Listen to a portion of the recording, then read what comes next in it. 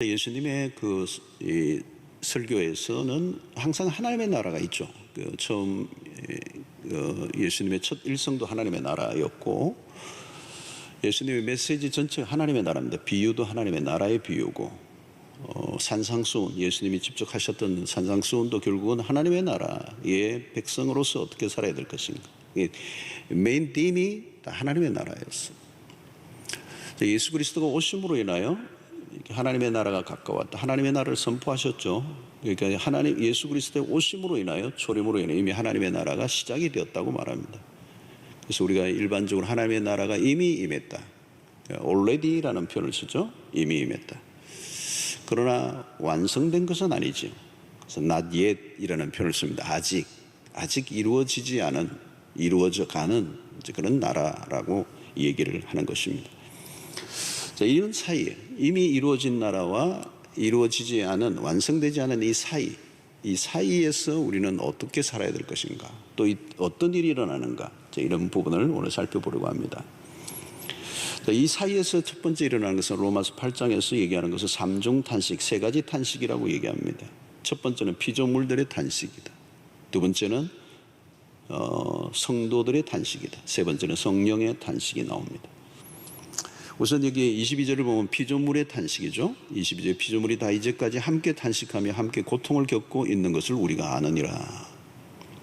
피조물들이 어떻게 탄식하는가.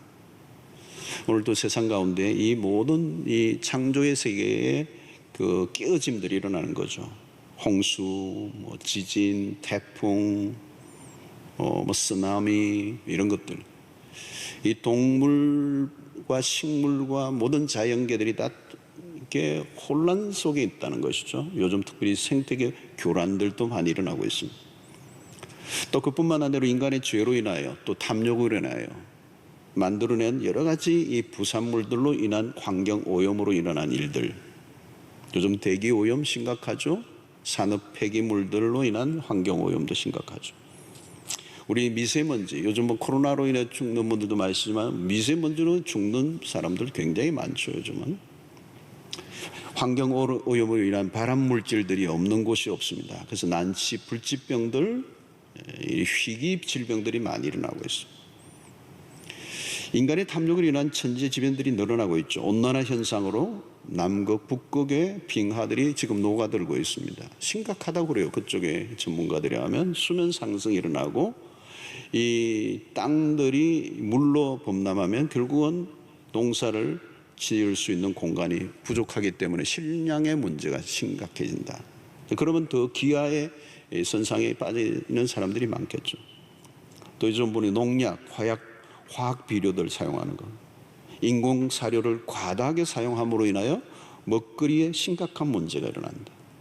생태계 파괴가 가속되고, 이 지구의 에너지의 한계로 인하여 먹지 말아야 할 것까지 먹다가 질병의 원인이 되기도 하고, 대체 에너지에 대한 연구가 이슈죠. 그래서 우리는 과학과 의학의 발전이 됨에도 불구하고 여전히 인간의 고통이 줄어들거나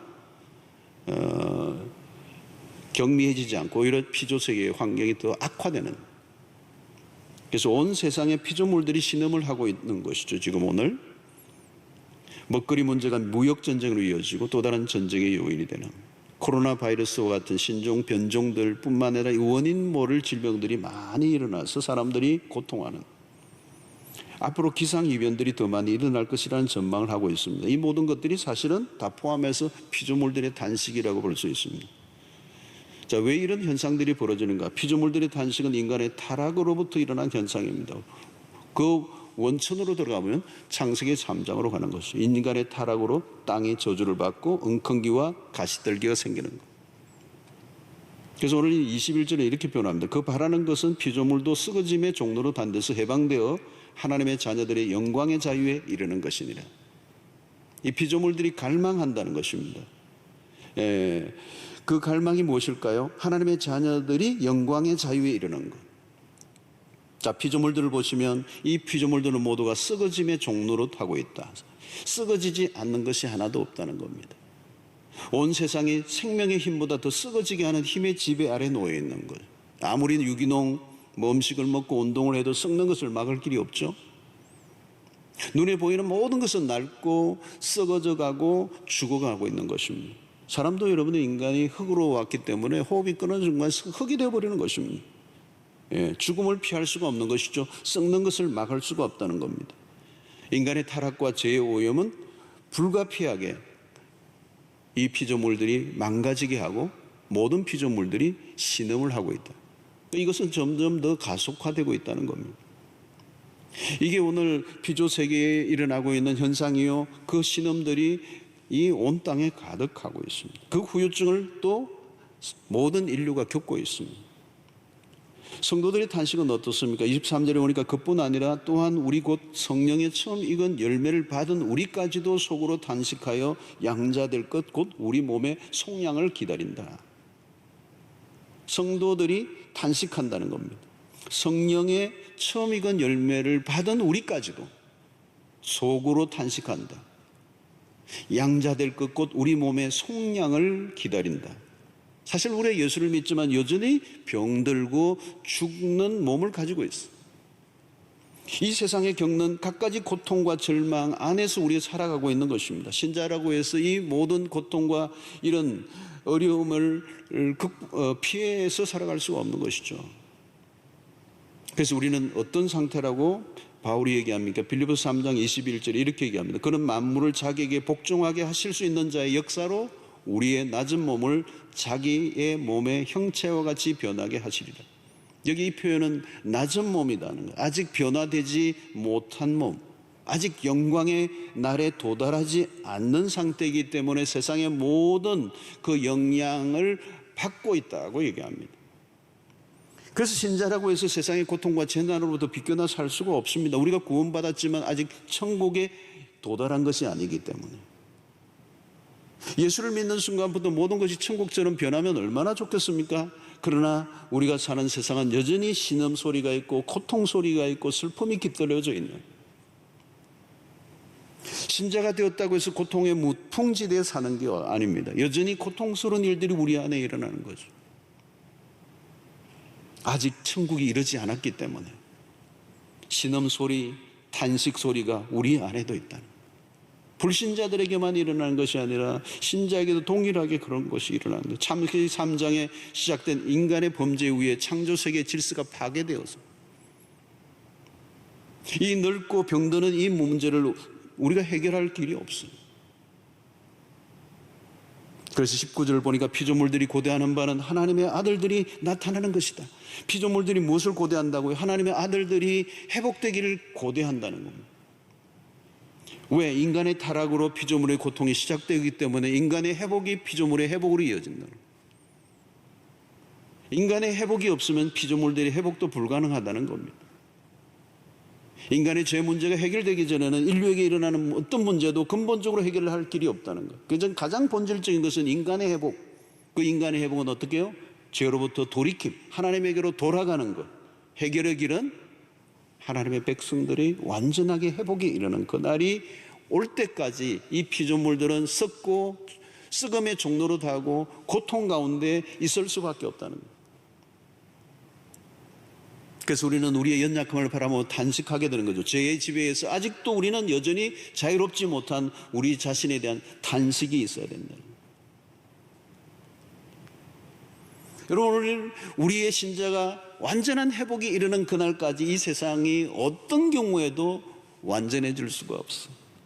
과학이 발달하고 모든 것들이 진보한다 할지라도 역사가 아무리 흘러도 이 악의 문제, 고통의 문제, 이걸 해결할 수 없기 때문에 오늘 이 세상의 한가운데는 결국은 신음소리와 고통이 가득하기 때문에 우리는 우리 안에 그 날을 기대하는, 완전한 회복이 있는 그날을 바라보는 그 갈망이 우리에 있어야 된다는 것입니다. 그래서 오늘 우리는 여기에서 이미와 아직의 사이에서 우리가 할 일이 있어요. 그게 오늘 세 가지로 정리하기를, 적절한 긴장감을 가지고 살아야 한다는 겁니다. 오늘 우리는 치열한 전투가 벌어지고 있는 세상 속에 살고 있습니다. 마음을 놓을 수가 없어요. 분명히 신자에게 마지막 날이 승리는 보장됩니다. 그러나 그날이 오기까지 긴장을 늦출 수가 없습니다. 한쪽으로는 마음이 해이해지는 것과 싸워야 하고 다른 한쪽으로는 낙심과 절망과도 싸워야 돼요. 힘들고 어려운 일들을 많이 겪을 수 있기 때문에 우리는 영적으로 단단히 무장해야 합니다.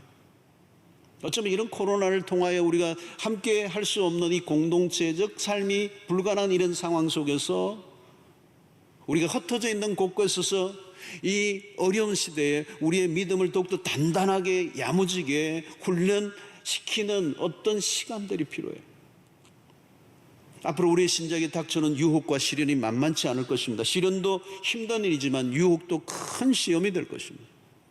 그런 면에서 어쩌면 이런 어려운 일이 올수록 신자들은 더 유익한 면이 있어요. 왜? 세상이 자칫하면 우리 세상에 주는 달콤함에 젖어 천국의 소망을 잃어버릴 수 있기 때문에. 여러분, 방심하는 순간 우리는 이 세상에 빠져 천국을 놓칠 때가 많아요. 이 세상의 문화의 특징이 뭡니까? 행복지상주의예요. Here and now, 여기에서 모든 것을 끝을 내려고 하는. 천국은 세상의 사람들에게는 눈에 보이지 않는 세계는 없다고 생각하고 살아가는 사람들이잖아요.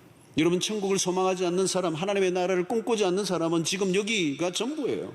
손에 만져지는 현실이 자기에게 전부고 그것이 자신에게 행복에 줄 수 있는 것인지 아닌지에 초점이 모두가 맞춰져 있는 것입니다. 돈을 버는 이유, 직장을 다니는 이유, 공부를 하는 이유, 모든 것이 이 땅의 행복에 있는 것이죠. 그래서 신자도 동일하게 세상의 사람들과 같은 방식으로 살아갈 위험성이 언제나 우리에게 있는 것이죠. 여러분, 세상의 방식으로 살아가기로 행복을 추구하면 어떻게 됩니까? 과연 우리가 바라는 천국이 이 세상에 있는 것입니까? 행복을 추구할수록 어떤 현상이 일어나죠? 여러분, 이전보다 더 많은 우울증 환자들이 일어났잖아요, 여러분. 아이러니죠. 행복을 추구할수록 행복은 더 멀리. 셀리그만이라고 하는 그 유명한 이 심리학자의 그 책에도 그 여러 가지 조사를 하면서 데이터를 내놨어요. 행복을 추구할수록 행복은 더 멀리 가고요, 훨씬 더 우울증 환자는 늘어나는 거예요. 왜 그렇습니까? 세상에 추구하는 행복이란 매우 얄팍한 것들이기 때문에 그렇습니다. 금방 깨어져 버리는 한여름밤의 꿈과 같은 것이, 순간적으로는 즐거워하지만 곧 즐거움이 근심과 두려움으로 바뀌어버리는, 바닷물을 마시면 더 목이 마른 것처럼 세상에 주는 약속들이 그런 것들이라는, 거짓된 것이라는 거죠. 여러분, 이 세상의 전부라고 믿는 사람들은 자기 몸을 숭배합니다. 몸에 관심이 많아요. 몸에 많은 걸 쏟아부어요. 몸은 귀중하죠. 건강하게 살아야 합니다. 건강을 위해서 노력해야 합니다. 저도 노력합니다. 그러나 몸이 마치 전부인 것처럼 살아간다면 그것도 문제예요. 삶이 모두 온통 만나면 건강, 운동, 음식, 성적인 매력이 넘치는 몸매로 가꾸는 일에 몰두하는 문화는 경계해야 되는 거죠. 몸은 수단이지 목적이 되면 안 됩니다. 왜 그렇습니까? 몸 역시 썩음의 종노릇하기 때문에. 아무리 가꾸고 또 돌보아도 결국 몸은 늙어가고 죽어갑니다. 제가 보니까 어떤 분들은 뭐 굉장히 노력하시는데 보니까 나중에 보니까 다 비슷하더라고요. 여러분, 몸의 즐거움, 몸의 만족을 추구한다면 시간이 흐를수록 더 절망하게 됩니다. 우리의 눈에 보이는 가치를 추구하며 행복을 지나치게 집착하면 오히려 삶은 망가뜨려져요. 오히려 절제하고 희생하면서 다른 사람들을 섬기는 삶을 살 때 훨씬 더 높은 행복이 주어지죠. 우리가 우리의 힘으로 나의 만족을 위해 살려고 하는 순간부터 하나님의 나라를 잃어버립니다. 멀리 보지 못하면 눈에 보이는 것에 집착하고 마는 것이죠. 그래서 오늘 여러분이 얼마나 각종 정독들이 성행을 하고 있습니까? 불필요한 것들의 목을 매는 문화를 따라가면 길을 잃어버리고 결국은 뼈저린 절망을 맛보아야 합니다. 그래서 고난이 주는 유익은 지금 내가 붙들고 있는 것이 전부가 아님을 확인시켜주는, 힘든 일들이 일어날 때마다 내가 여기 영원히 머물러 있을 것이 아니라는 것을 절감하는 것입니다. 그래서 힘들수록 우리는 하늘의 소망을 붙들게 되는 은혜가 있습니다. 사랑하는 성도 여러분, 세상에서 좀 불편하고 힘들 때 감사하십시오. 내가 여기 막 말뚝 밟고 살 땅이 아니라는 걸 확인시켜주는 거예요. 근시안이 되면 안 돼요. 믿음은 뭡니까? 믿음은 멀리 보는 것입니다. 고통하는 세상을 바라보면서 우리가 더 깨어 있어야 된다는 거죠. 고통하고 신음하는 소리를 들으면서 우리는 새로운 생명을 낳기 위한 해산의 때를 바라본다는 거죠. 그래서 오늘 여기에서 신음한다라고 하는 이런 표현들은 뭐냐면 탄식한다는 것은 마치 임산부가 아이를 배워서 해산의 고통을 하는데 그 고통은 무슨 고통이에요? 그 고통으로 끝나는 것이 아니라 새로운 생명을 낳기 위한 하나의 상고라는 것. 마치 지금은 고통하고 힘들어하지만 피할 수 없지만 이 신음이 깊어질수록 더욱더 새로운 나를 갈망하는, 신자의 절망은 그냥 절망만으로 끝나지 않습니다. 절망하지만 희망을 품고 있는 일시적인 절망이죠. 그 신자는 이 땅에서 절망과 탄식으로 끝나지 않고 믿음으로 깨어 다가올 나라를 기대하면서 긴장감을 가지고 절망하지 않을 뿐만 아니라 이 세상에 현혹되지 않고 시련에 무릎을 꿇지 않고 믿음으로 멀리 바라보며 깨어있는 신자로 살아가는, 이 텐션이 있는 것입니다. 두 번째는 우리가 이 이미와 아직의 사이에서 해야 될 것은 적절한 천국을 누리며 살아가는 것입니다. 이 땅에서 긴장감을 가지고 살아갈 뿐만 아니라 이미 임한 하나님의 나라를 누려야 합니다. 아무리 고통스러운 세상이라도 모든 것이 다 절망적인 것은 아니에요. 여기에 누릴 천국이 있습니다. 늘 나쁜 소식만 있는 게 아니죠. 좋은 소식도 들려집니다. 늘 굳은 날씨만 있는 게 아니요, 화창한 날도 있습니다. 그래서 우리 해운대에 막 벚꽃이 막 만발해 있는 거지. 우리 교회 마당에서도 벚꽃이 만발해 있어요. 여러분, 이 벚꽃에 겨울만 한겨울 때도 보면 한겨울에는 딱 아주 나무가 죽어 있는 것 같았어요. 그 냉혹한 아주 싸늘한 그 겨울이 계속 될 것 같았는데 봄이 오잖아요. 꽃이 막 그냥 팝콘 터지듯이 막 팍팍 터져가지고 지금 만발을 했어요.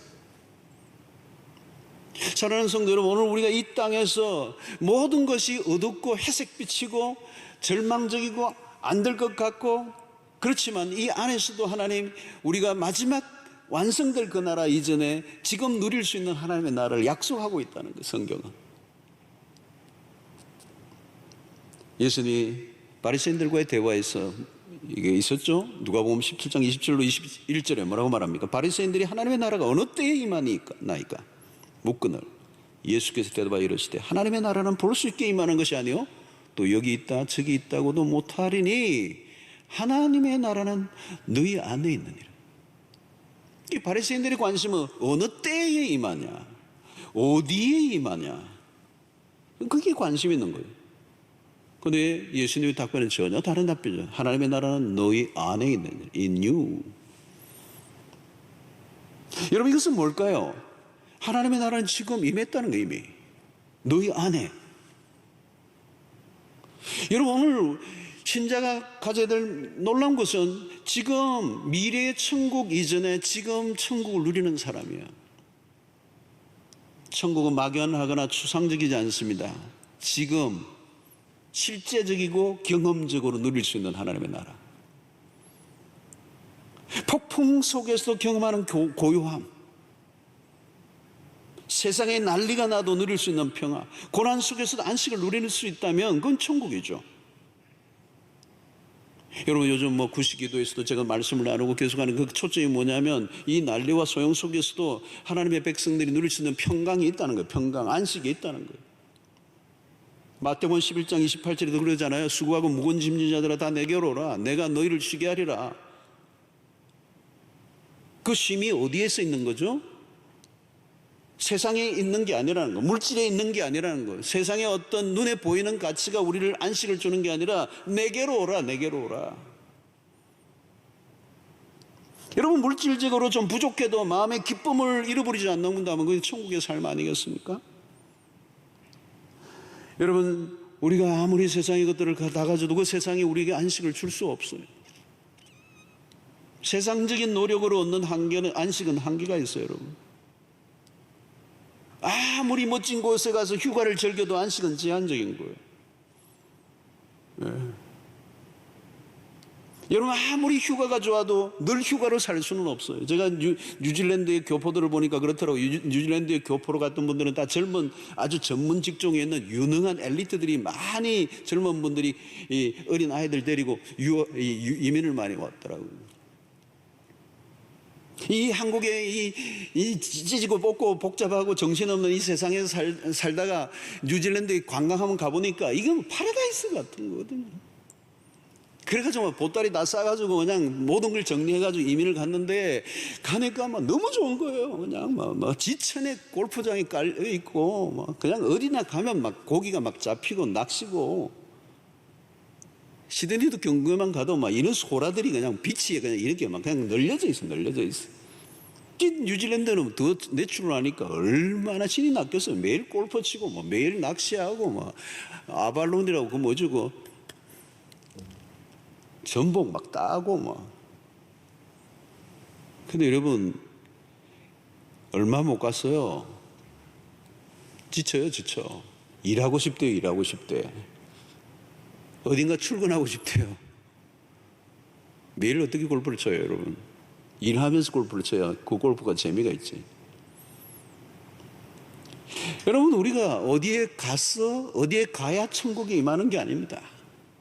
예. 어떤 날이 오면, 그때 오면 천국이 올 것이다. 여러분, 코로나 끝나면 우리의 삶에 새로운 세계가 올 것이다. 그럴까요, 여러분? 안 그렇잖아요, 여러분. 그리스도를 모시면 그때 천국이 임한다. 찬송과 가차 우리 날마다 부르잖아요. 초막이나 궁궐이나 내 주 예수 모신 곳이 그 어디나 하나님의 나라, 그 어디나 천국이니. 어디를 가야 하는 것도 아니고 무엇을 가져야 하는 것도 아니고, 중요한 것은 우리의 마음에 주님을 모셔드리면 천국은 시작이 된다. 주님의 통치가 일어나는 곳에 천국이 있다는 거죠. 주님을 모시는 가정은 천국의 지점이 되는 것이죠, 여러분. 식탁 가운데서 주님을 모셔드리면 불평과 원망이 사라지지만, 그리스도가 없는 식탁에 모든 진수성찬을 다 차려놔도 원망과 불평과 싸움과 갈등이 일어나는 장이 될 수밖에 없잖아요. 교회도 마찬가지로 그리스도를 온전히 우리의 주로 모셔드리면 교회는 평화가 있고 자유가 있고 안식이 있고 질서가 있고, 주님의 통치를 믿으면 내일 먹을 것이 없어도 염려하지 않고 살 수가 있어요. 그러나 하나님의 통치를 신뢰하지 않으면 쌓아놓고도 염려가 태산이. 사랑하는 성도 여러분, 주님과 함께하면 풍랑 가운데서도 평온을 누리는 은혜가 있을 줄로 믿습니다. 상황에 따라 춤을 추지 말고 주님과 함께, 주님이 주시는, 주님이 내 안에 거하심으로 천국을 소유하시고 천국을 지금 현재의 영으로 누리는 은혜가 있게 되기를 축원합니다. 마지막으로 여기 보면 우리의 이 아직과 이미와 아직의 사이에서 우리가 해야 될 것은 하늘의 소망을 붙잡는 거예요. 24절과 25절의 말씀에 우리가 소망으로 구원을 얻었음에, 보이는 소망이 아니니 보는 것을 누가 바라리요? 만일 보지 못하는 것을 바라면 참음으로 기다릴지니라. 여러분, 이게 매우 중요한 것은 소망입니다. 지금 힘든 거 아닌가 하는 주제가 아니에요. 질문을 던져야 될 핵심은 과연 나에게 소망이 있는가? 지하 광산에서 갱이 무너져 내려 갇힌 사람들은 절망이죠. 그러나 빗줄기가 보인다면 소망이 있는 것이죠. 어둠에 갇혀도 출구에서 비춰오는 빛을 보면 소망이 있습니다. 바울은 어떻게 이야기하고 있습니까? 빌립보서 3장 20절로 21절에 보니까, 그러나 우리의 시민권은 하늘에 있는지라 거기로부터 구원하는 자 곧 예수 그리스도를 기다리노니 그는 만물을 자기에게 복종하게 하실 수 있는 자의 역사로 우리의 낮은 몸을 자기 영광의 몸의 형체와 같이 변하게 하시리라. 상상이 안 되는 말씀이죠. 애벌레가 기어다니는데 하늘을 날 수 있을 것이라고 상상이나 했겠습니까? 썩을 몸이 썩지 않게 되는 날이 올 것이다. 고린도전서 15장 54절도 이 썩을 것이 썩지 아니함을 입고 이 죽을 것이 죽지 아니함을 입을 때에는 사망을 삼키고 이기리라고 기록된 말씀이 이루어지리라. 자, 로마서 8장에 이 모든 것이 썩음의 지배를 받고 있는 그 모든 것이 끝이 나고 썩지 않게 되는. 그래서 고린도후서 4장 16절에 이렇게 얘기하죠. 그러므로 우리가 낙심하지 아니하노니 우리의 겉사람은 낡아지나 우리의 속사람은 날로 새로워지는도다. 참 너무 멋있는 말씀이에요. 바울은 하늘의 소망을 두고 살았습니다. 낮은 몸이 영광의 몸으로 변하게 될 날을 기대하며 살았어요. 사랑하는 성도들, 오늘 살게 하는 힘은 소망을 붙들 때 주어집니다. 어디에 소망을 두느냐? 이 세상에 눈에 보이는 것이 어떻게 소망이 될 수 있겠느냐? 요즘 여러분 세상이 참 난리죠. 난리. 우리 이런 경험을 참 많이 못 해본 거예요. 근데 여러분, 이 코로나가 끝나고 뭐 이렇게 다 끝난다면 얼마나 좋겠어요, 여러분. 그러나 여러분 아무도 몰라요, 여러분. 지금 이것도 우리가 이게 이렇게 길어질 줄 몰랐어. 이렇게 온 세계에 퍼뜨릴 줄도 몰랐어. 우리는 빨리 끝나기를 원하지만 여러분 역사를 보면 지금 이것보다 훨씬 더 참혹했던 전염병들이 창궐했던 일들이 역사 속에 많았어요, 여러분. 세계적으로도 많았지만요, 우리 한국 역사를 보아도 한국 역사 안에도 굉장히 많았더라고요. 여러분, 지구촌 곳곳에 대형 재난들이 늘 일어나고 있습니다. 세상의 모습이죠. 난리가 그치지 않아요. 미국이나 유럽과 같이 선진국들이 얼마나 대단합니까, 여러분? 우리와 비교가 안 되잖아요, 여러분. 엄청난 국력을 갖고 있는, 평소에는 대단한 시스템과 전문성을 자랑하고 있는 나라지만 갑자기 밀어닥친 코로나 앞에 속수무책. 첨단 과학을 자랑해도 대처하는 게 쉽지가 않아요, 지금. 한순간에 위기 속으로 빠져들어갑니다. 뭘 얘기하죠? 인간의 한계를 뛰어넘는 일들이 얼마든지 언제나 일어날 수 있고 인간의 능력은 금방 바닥을 드러낸다는 거예요. 얼마 전에도 호주에 산불이 막 일어났잖아요. 어마어마한 산불. 저 호주에 있을 때도 보면 시드니에서 멜번으로 내려가는 이 어마어마한 이 고속도로로 가면 한 10시간 정도, 10시간 이상 그냥 논스톱으로 달려가야 시드니에서 멜번까지 가는데 그 양쪽 도로에 보면 부시가요, 이게 숲이, 포레스트라고 그러죠. 어마어마한 숲들이 쫙 난간처럼 펼쳐 있는, 끝도 없이. 우리나라에서는 그걸 볼 수가 없어요. 근데 그게 이번에 다 탔다는 거예요. 다 탔다는 거. 손을 못 대요. 손을 못 대. 그 천재지변 앞에 꼼짝 못하는. 그 엄청난 피해를 입고 동식물들이 수를 헤아릴 수 없이 다 죽고 코알라 같은 이 호주의 고유한 이 동물들은 거의 멸종 위기가 있다.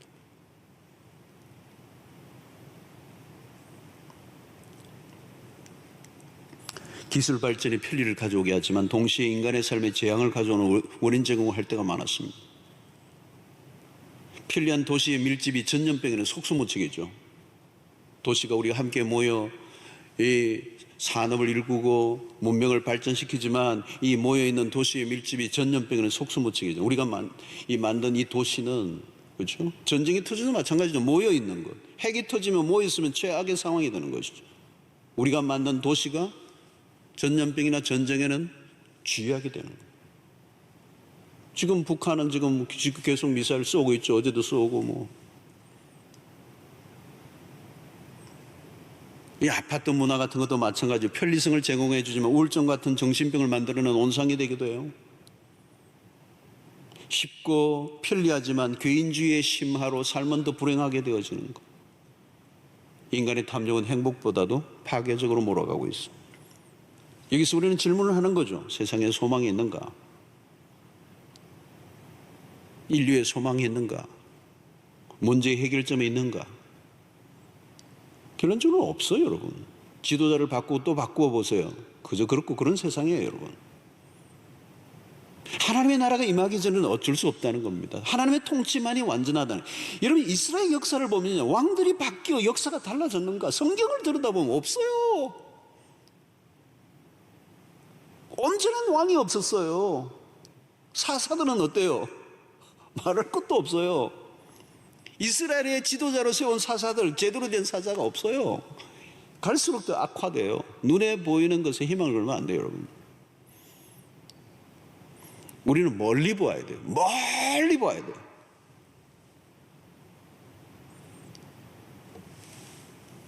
여러분, 현실에만 너무 눈을 고정하면요, 답이 없습니다. 우리나라도 마찬가지예요. 지금 보면요, 당장 눈앞에 보면 답이 없어요. 우리나라도 지금. 뭐 이러면 될 것 같고 저러면 될 것 같은데요, 답이 있어요? 없어요, 여러분. 일단 우리는 어떤 문제든지, 우리 개인의 삶이든 공동체의 문제든 나라의 문제든 인류의 문제든 멀리 봐야 돼요. 멀리 보면 여러분, 눈앞에 일어난 상황만 보면 멀미합니다. 지금 뭐 코로나도 여러분 딱 들여다보면 멀미해요. 요즘 답이 없는 것 같이 지금 계속 가는 겁니다, 여러분.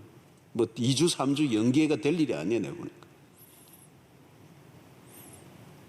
졸갑증만 생기고, 이제 코로나와 함께 어떻게 우리가 대처하며 일상을 살아야 될지를 이제 전략을 짜야 될 판이 되었어요, 지금. 눈앞에만 보면 지금 질식할 것 같은 상황이잖아요. 모든 게 올스톱되고 우리의 눈에 보이는 것들은 우리에게 소망이 되지가 않아요, 여러분. 오늘 이 성경이 분명히 우리에게 말씀하잖아요, 여러분. 눈에 보이는 것이 우리에게 어떤 소망이 될 수 있겠느냐는 거죠.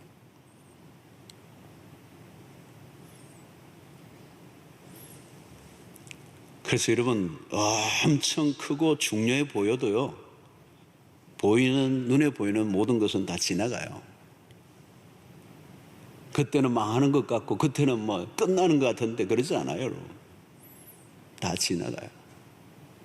어떤 것이든 낡고요, 무너지고 깨어지고 썩고 사라지고, 이 땅에 영원히 우리가 붙들 게 없어요. 여러분, 이 하나님의 나라가 그거잖아요. 이 땅에 매여 살면 허무와 탄식밖에 할 게 없어요. 우리가 기대하는 것은 하나님이 약속하신 새 하늘과 새 땅입니다. 하나님의 회복은 좀 편리하거나 좀 더 좋은 환경 정도가 아닙니다. 근원적인 회복, 총체적인 회복, 완전한 구원. 썩을 것의 종로도 하지 않고 영광스러운 변화를 약속합니다. 물론 그렇다고 해서 우리는 모든 손을 놓고 기다리는 뜻은 아니에요. 우리가 할 수 있는 일을 해야 합니다. 그러나 기본적인 태도는 멀리 응시하고 궁극적인 목적을 잃어버리지 않아야 균형을 유지할 수가 있어요. 믿음의 사람들이 놓치지 말아야 할 것이 있어요. 미래에 주어질 회복과 영광. 신자는 모든 것의 완전한 회복을 기다리는 사람들입니다. 신자의 시선은 마지막 날에 초점을 맞추고 살아가야 합니다. 하나님이 본래 만드셨던 아름답고 완전한 세상으로의 회복, 이 피조물 안에 하나님의 영광이 깃들어 있던 것들이 인간의 죄로 상당히 훼손되어 버렸기 때문에 이제 회복의 날을 우리는 갈망하고, 그 회복의 날에 그 영광과 아름다움이 다시 회복될 때 너무도 찬란한 눈을 뗄 수 없을 만큼 환희로운 광경이 우리 앞에 펼쳐지게 그 날을 우리는 소망해야 한다는 거예요. 그래서 우리가 기대하고 소망하는 것은 그겁니다. 우리는 그날을 학수고대하는 것이죠. 그날 모든 탄식과 신음을 끝나게 해줄 순간, 우리가 온전히 회복하는 날에 피조물의 신음과 탄식이 끝이 나. 이 기다림이라는 건 쉬운 일이 아니죠. 그러므로 우리는 순간순간 믿음을 다잡아야 합니다. 마지막 때를 살고 있는 우리가 영적인 눈을 크게 뜨고 땅의 것에 소망을 두지 말고 세상에 대하여 절망하고 다가올 영광의 날을 갈망하면서 믿음의 변질을 막고 오늘을 묵묵히 견뎌내야 한다. 우리는 성경에 일독을 하고 마지막 덮으면서, 덮기 직전에 읽는 매 성경을 통독할 때마다 마지막 대하는 구절이 요한계시록 22장 20절 마지막 부분. 이것들을 정언하시니가 이르시되 내가 진실로 속히 오리라. 조금만 기다리라는 거예요. 아멘 주 예수여 오시옵소서. 주님께서 만물을 새롭게 하실 것이라고 약속하십니다. 더 이상 탄식과 신음을 하지 않아도 되는 세상이 올 것이다. 저는 목회하면서도 성도들의 아픔과 실패와 끔찍한 때로는 아픔들을, 신음을, 소리를 들으면서 이 세상에서는 도무지 줄 수 있는 답이 없을 때 목회자도 신음하고 고통하죠. 그리고 그 신음과 탄식의 깊은 곳에는 The day, 그날이 어수룩히 오기를, 그날이 오십시오. 완성될 그날. 아무리 이 땅에서는 이 병에 나아도 또 다른 병에 걸릴 것이고, 그 병에 걸리지 않으면 그냥 늙을 것이고 쇠퇴할 것이고, 이 썩음의 지배를 거부할 길이 없고, 결국은 완성될 그날을 기대할 수밖에. 복음서가 예수 그리스도의 죽으심과 부활과 성천으로 끝났다면 요한계시록에서는 다시 오실 그리스도로 인한 새 하늘과 새 땅의 약속으로 성경을 끝맺고 있습니다. 그렇다면 우리가 바라볼 것은 분명히 하나야. 그날을 기대하는 것. 주님이 오시는 날. 현실이 아무리 힘들고 어려울수록 우리는 이 땅에 망해져가는 세상의 모든 걸 걸지 말고 완성된 날을 응시하며 살아가는 주의 백성들이 되기를 축원합니다. 흔들리고 고통하는 세상 가운데 우리가 해야 될 일은 마태복음 6장 33절의 말씀처럼 그런 적 너희는 먼저 그의 나라와 그의 의를 구하라. 그리하면 이 모든 것을 너희에게 더하시리라. 우리가 할 일은 하나님의 나라를 선포하는 일입니다. 소망의 복음을 외치는 일. 요즘과 같을 때 우리가 정말 외쳐야 될 복음은 바로 이것입니다. 세상에 거짓된 희망과 약속이 난무하는 세상 가운데 여기 참된 소망이 있다고 선포해야 될 사명이 오늘 우리에게 있어. 부활절이 다가오고 있습니다. 이런 어려운 때일수록 부활절은 우리에게 더 큰 의미가 있어. 부활의 복음은 세상의 모든 슬픔과 절망을 덮고도 남는. 어제 제가 그저께 우리 교육자들하고 그런 얘기를 했어요. 요즘 우리 성도들 장례식이 생기니까 그냥 목사님과 전도사님 그리고 한 2명 정도만 조문을 가고 안 가시는 분위기더라고요. 근데 어떤 교육자 보고서에 그러놨더라고요. 아니, 안 믿는 사람들은 조문을 굉장히 많이 왔더라는 거예요. 근데 믿음의 우리 믿음의 공동체는 오히려 사람이 몇 명 조문을 안 갔어. 거꾸로 돼야 되죠. 거꾸로 돼야 되죠. 물론 우리가 그냥 조심은 해야 되고 마스크하고 이게 해야 될 때는 다 해야 되지만, 이 전염을 막아야 되지만, 이게 부활의 공동체. 죽음을 두려워하지 않는 유일한 공동체. 예. 만물을 새롭게 하실 그날을 기대하며 우리에게 주어진 이 복음을, 슬픔과 절망을 뛰어넘는, 그래서 우리는 정말 믿음의 백성답게 이 땅의 부활의 복음을 가진 자로 이 땅에 살아가면서 이 세상의 많은 사람들에게 복음이 무엇인지를 증거해내야 할 때가 바로 이때. 우리가 예배를 함께 드리지 않는 것은 전적으로 불신자들을 위해서, 이 세상을 위해서 우리가 배려하는 차원에서 하는 것이지. 그러나 그 외에 어떤 것은 부활의 공동체로서 죽음을 이겨낸, 죽음을 통과, 죽음의 문제를 충분히 극복한, 그리고 다가올 새하늘과 새 땅을 기대하는 하나님의 백성들로서 영광의 그날을 기대하며 오늘 우리에게 주어진 현실 속의 복음을 담대하게 전가하고 하나님의 나라가 무엇인지를 보여주고 하나님의 그 부활의 생명을 인조해하고 두려워 떨지 않고 우리가 해야 될 사명을 넉넉히 감당하고 부활의 복음을 이 땅 가운데 증거하는 이번 부활절에 그런 은혜가 우리에게 있게 되기를 바랍니다. 이 부활의 복음은 세상의 모든 슬픔과 절망을 덮고도 남는 그런 능력이 있음을 우리를 통하여 세상 가운데 나타내고 선포하고 자랑하고